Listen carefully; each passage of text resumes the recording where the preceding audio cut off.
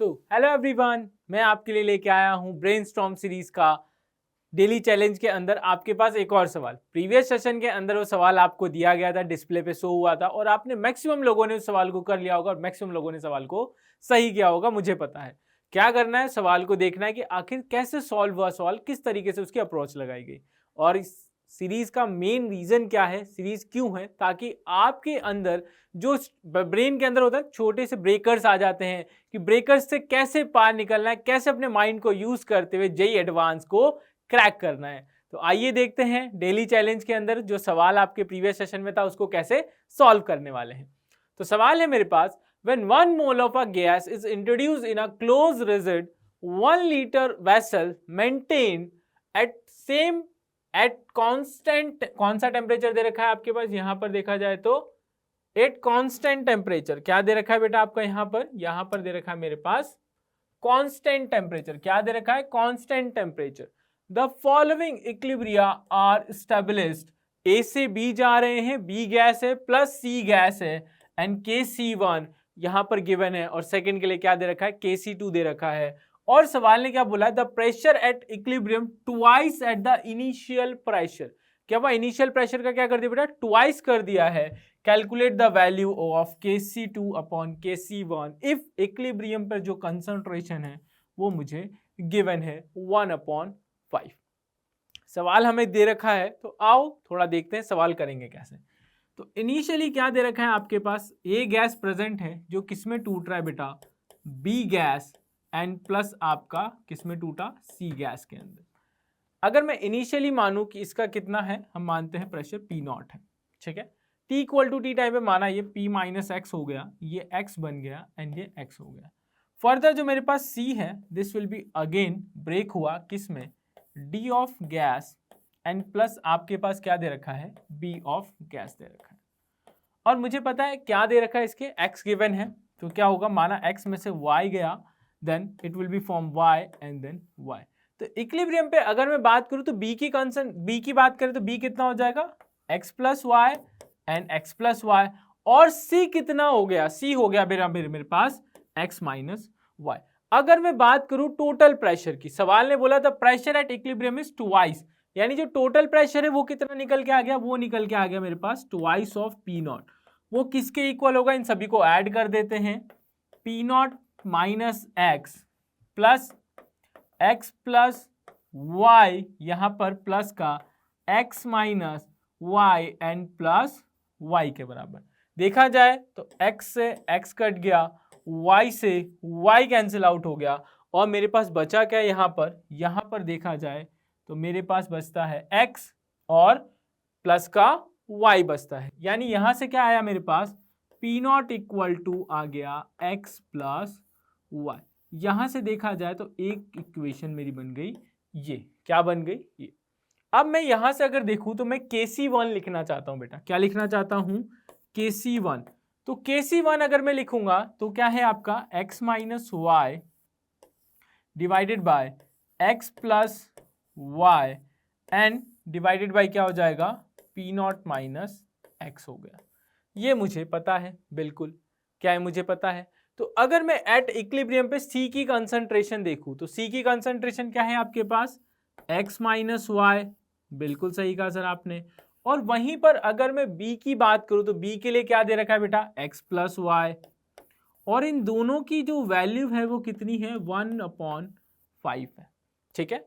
सवाल अगर मैं इक्वेशन नंबर 1 से कैलकुलेट, इक्वेशन नंबर 1 को ध्यान से देखो तो अगर मैं इक्वेशन नंबर 1 से कंपेयर करता हूं इसको तो x प्लस वाई की वैल्यू कितनी निकल के आती है, P0। तो यहां से x minus y divided by P0 की वैल्यू कितनी, 1/5। तो यहां से मेरे पास क्या निकल के आता है, x, यहां से देखा जाए x माइनस वाई की वैल्यू कितनी निकल गई, 1/5 P0। और एक और इक्वेशन आपने देखी थी जहां से x प्लस वाई की वैल्यू कितनी निकली थी, P0 निकल के आई थी। अब क्या करना है, बहुत इजी हो गया, मेरे पास दो इक्वेशन है, इक्वेशन नंबर 2, इक्वेशन नंबर 3। दो इक्वेशन, दो वेरिएबल, सिंपल सॉल्व करेंगे। अगर मैं इन दोनों इक्वेशंस को ऐड कर दूं तो क्या होगा बेटा, y से y कैंसिल आउट हो गया और यहां पर क्या आया, 2x इक्वल टू क्या आया आपका, 2x इक्वल टू, दोनों को ऐड किया तो कितना हो जाएगा, ये हो गया 6/5 पी नॉट। और यहां से मेरे पास जो x की वैल्यू निकल के आई, x की वैल्यू कितनी निकल के आती है, वो निकल के आती है आपके पास 3 पी नॉट डिवाइडेड बाई 5, और y की वैल्यू निकल के आएगी 2 पी नॉट डिवाइडेड बाई 5। अब हमारे पास जो इक्वेशन x और y दोनों डिफाइन हो गए, और इस इक्वेशन के अंदर देखो x निकल गया, y निकल गया। अब करना क्या है, Kc1 और Kc2 निकालना है। तो Kc1 यानी अगर मैं Kc1 की बात करूं तो डिफाइन क्या करेंगे, उसमें आ जाएगा बेटा b and c divided by a। And अगर आप Kc2 डिफाइन करोगे तो Kc2 कैसे डिफाइन करेंगे, यहां पर आपको दे रखा है, क्या आ जाएगा, d लिख देंगे, b हो गया एंड देन आपका c।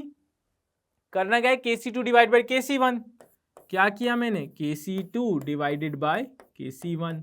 अगर डिवाइड किया तो बेटा क्या आ जाएगा, d देन आपका b डिवाइडेड बाय c, क्योंकि आपको पता है Kc और Kp में अगर रिलेशन की बात करें तो डेल्टा Ng होता है, आपको सभी को पता है। Kp इक्वल टू क्या हो जाता है, Kc इंटू RT की पावर डेल्टा Ng। वहाँ से डेल्टा Ng की वैल्यू कितनी है आपकी 1 है, और Kp1 डिवाइडेड बाई Kp2 करोगे उसकी वैल्यू कितनी आएगी, Kc1 डिवाइडेड बाई Kc2 के बराबर ही आएगी, क्योंकि RT तो दोनों में कैंसिल आउट हो जाएगा। बिल्कुल सही कहा। तो यहाँ से अगर हम देखें, यहाँ से क्या करना है, Kc1 डिफाइन करना है। तो Kc1 कहाँ है मेरे पास, ये रहा सर Kc1, डिवाइड में गया तो क्या आ जाएगा, ऊपर 1, नीचे क्या आ गया बेटा ये b, एंड क्या आ गया यहाँ से c निकल के आ गया। देखा जाए तो बेटा b से b कैंसिल आउट हो गया, तो मेरे पास इनकी वैल्यू बची क्या, d and a divided by c, and ये हो गया आपके पास c का स्क्वायर, क्योंकि 2c है, 2c होते ही क्या हो गया, c का स्क्वायर हो गया। अब क्या करें, सिंपल वैल्यू पुट कर देते हैं। तो d के लिए आपको पता है क्या है, d है y, और y की वैल्यू कितनी दे रखी है, 2p नॉट। यहाँ से क्या हो जाएगा, 2p नॉट डिवाइडेड बाय 5 हो गया।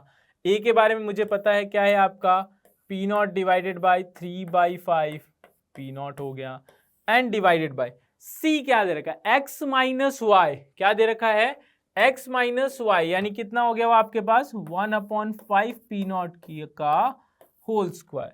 क्या यही वैल्यूज आई। अब अगर मैं इसको सॉल्व करूं, थोड़ा सॉल्व करने के लिए हम ये जगह ले लेते हैं, ये जगह थोड़ी सफिशिएंट हो जाएगी अपने पास।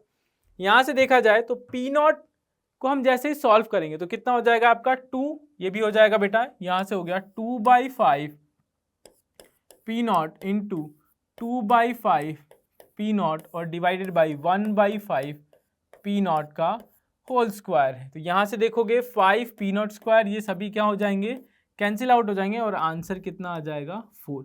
यानी Kc2 अपॉन Kc1 की वैल्यू कितनी आ गई बेटा, 4 आ गई।